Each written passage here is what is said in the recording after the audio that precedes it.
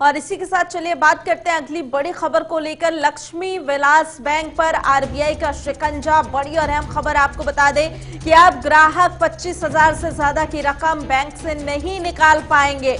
तो बड़ी अपडेट इस समय बैंक से जुड़ी हुई आ रही है और आपको बता दें कि बैंक के वित्तीय हालात पर आरबीआई ने यह कदम उठाया है, जिसे लेकर अब बैंकों के बहाने राहुल गांधी ने भी केंद्र सरकार पर निशाना साधा।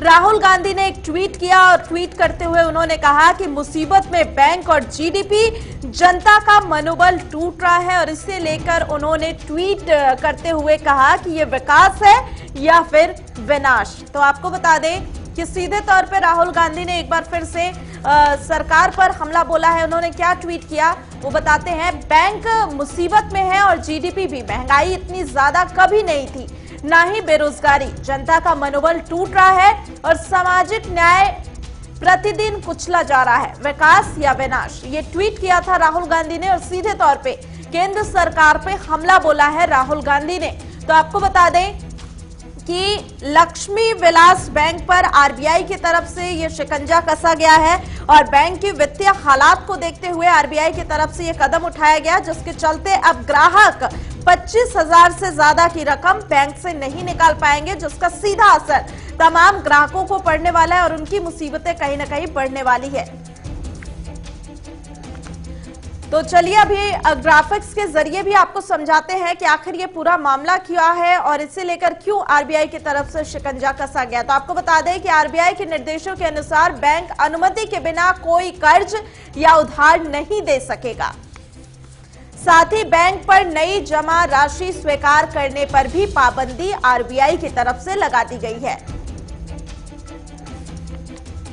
इसके साथ ही इससे पहले लक्ष्मी विलास बैंक पर 1 महीने तक के लिए पाबंदियां लगा दी गई थी और अब बैंक का कोई खाता धारक ज्यादा से ज्यादा 25,000 रुपए तक ही निकासी कर सकेगा।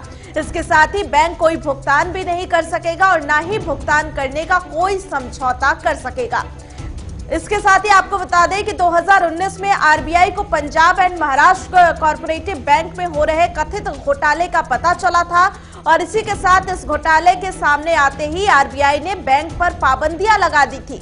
और अब बैंक को संकट से बचाने के लिए आरबीआई ने 24 सितंबर 2019 को पैसे निकालने पर एक सीमा भी लगा दी थी।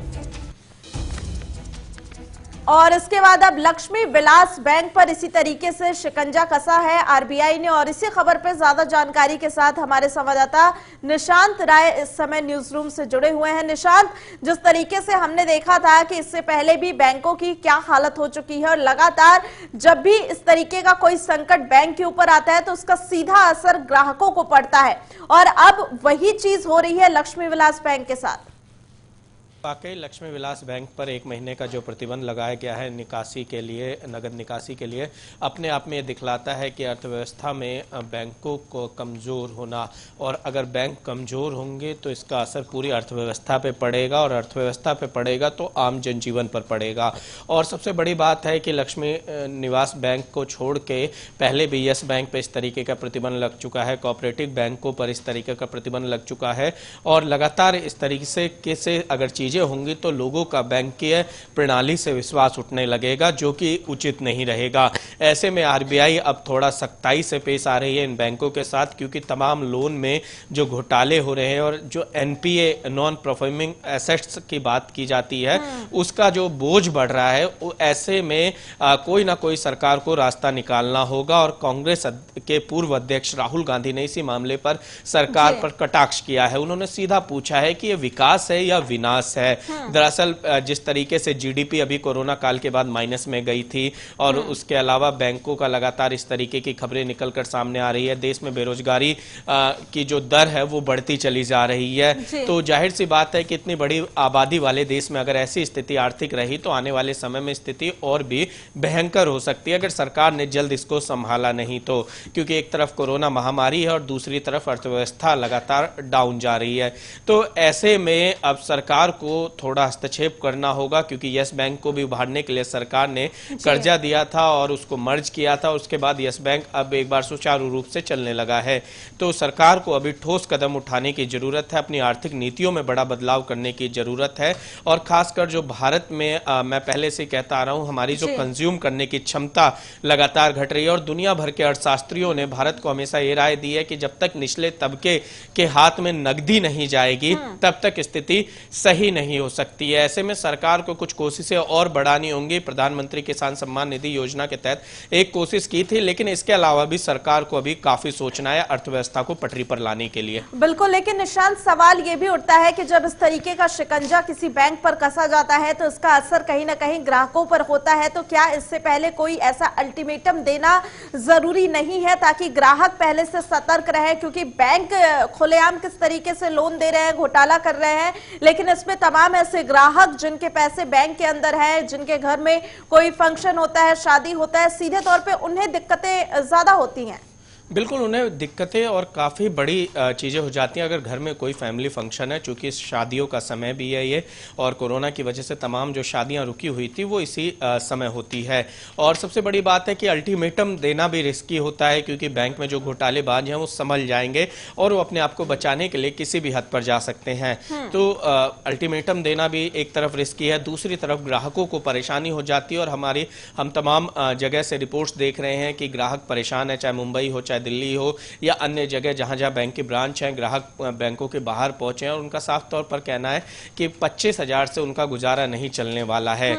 तो ऐसे में सरकार को कोई एक तत्कालिक व्यवस्था बनानी चाहिए उन ग्राहकों के लिए, खासकर जिनके घर में फैमिली फंक्शन है। कुछ उनके लिए योजनाएं बनानी चाहिए कि अगर उनको जरूरत पड़ती है तो उनको कहीं और से पैसा दिलवाया जाए और बाद में जब बैंक का सिस्टम ठीक हो जाए तो वहां से वो पैसे हटा लिए जाएं।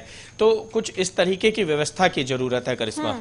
बिल्कुल। तो निशांत, अब क्या लगता है कि आगे और क्या कुछ कदम हो सकता है? क्योंकि एक तरफ जिस तरीके से शिकंजा कसा जा रहा है बैंकों पे, दूसरी तरफ राजनीति भी हो रही है, क्योंकि राहुल गांधी का हमने बयान देखा है और उन्होंने सीधे तौर पे जो शब्द का इस्तेमाल किया है कि ये विकास है या फिर विनाश है, तो जाहिर सी बात है कि वो केंद्र सरकार को घेर रहे हैं। लेकिन क्या इस तरीके के जो मसले हैं जिनपे सरकार को घेरा जा रहा है, क्या सरकार को जरूरी नहीं है कि इस पे अब मंथन करे और सोचे कि आखिर क्यों इस तरीके के हालात होते जा रहे हैं? बिल्कुल, सरकार के लिए मंथन करने की आवश्यकता है कि आखिर हालात इतने बदतर क्यों होते चले जा रहे हैं। लगातार अर्थशास्त्रियों का कहना है कि भारत की अर्थव्यवस्था की स्थिति अच्छी नहीं है। हालांकि दुनिया भर में आर्थिक मंदी आई हुई है, लेकिन भारत को इससे उभरना जल्दी होगा। एक तो विशाल जनसंख्या और दूसरी तरफ बेरोजगारी का बढ़ता संकट। और ऐसे में सरकार राहत पैकेज की लगातार घोषणा कर रही है, लेकिन वो पैकेज धरातल पर कितनी मजबूती से उतर रहे हैं, इसको लेकर भी कई तरीके के सवाल उठ रहे हैं। तो जरूरी है कि मंथन करना चाहिए और देश में अर्थव्यवस्था को कैसे मजबूत करना हो, इस पे एक ग्राफ बनाकर लॉन्ग टर्म सरकार को विजन के साथ आना चाहिए। ठीक है, बहुत बहुत धन्यवाद निशांत।